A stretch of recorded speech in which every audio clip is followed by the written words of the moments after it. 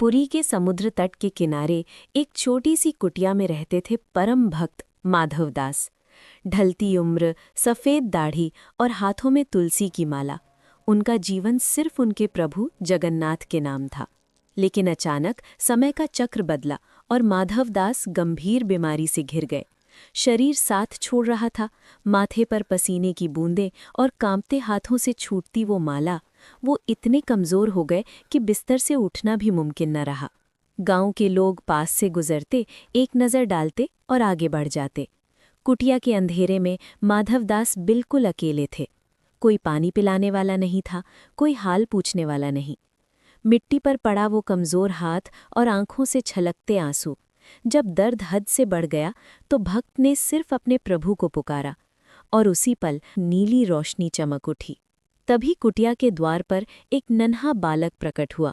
सांवला सलोना रंग, बड़ी बड़ी करुणामयी आंखें और चेहरे पर एक दिव्य मुस्कान, जैसे साक्षात सूरज उस अंधेरी कुटिया में उतर आया हो। उस नन्हे बालक ने अपने कोमल हाथों से माधवदास के गंदे कपड़े साफ किए और उनके माथे को पोंछा।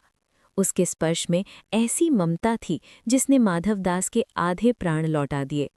वो बालक घंटों उनके पास बैठता, उन्हें प्यार से खिचड़ी खिलाता और पानी पिलाता। उसकी उपस्थिति ने कुटिया के वातावरण को सुकून और खुशबू से भर दिया था।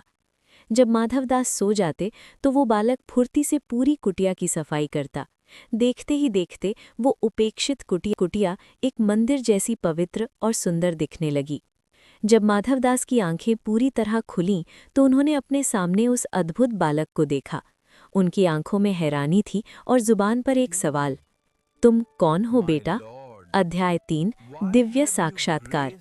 माधवदास ने हाथ जोड़कर पूछा, हे बालक, तुम कौन हो जो इस दीन की इतनी सेवा कर रहे हो? दुनिया ने साथ छोड़ दिया, पर तुम कहाँ से आए?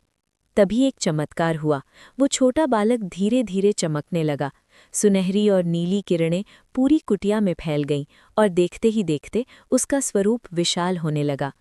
कुटिया की दीवारें गायब हो गईं और सामने प्रकट हुए स्वयं जगत के स्वामी भगवान जगन्नाथ। वही विशाल गोल आंखें, वही दिव्य मुस्कान। माधवदास की आंखों से आंसुओं की धारा बह निकली और वो दंडवत प्रणाम में झुक गए। प्रभु की आंखों से करुणा बरस रही थी।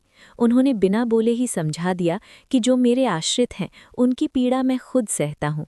प्रारब्ध तो भोगना ही पड़ता है, पर